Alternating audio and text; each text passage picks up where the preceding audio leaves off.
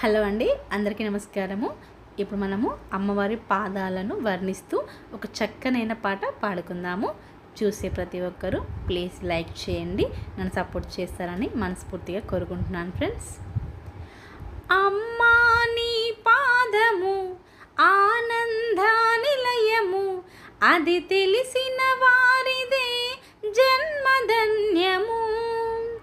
అమ్మా నీ పాదము ఆనంద నిలయము, అది తెలిసిన వారిదే జన్మధన్యము. బ్రహ్మాదులు పూజించిన బ్రహ్మని నీ పాదము, రమావాణి సేవించిన రమ్యమైన పాదము. బ్రహ్మాదులు పూజించిన బ్రహ్మని నీ పాదము, రమావాణి సేవించిన రమ్యమైన పాదము.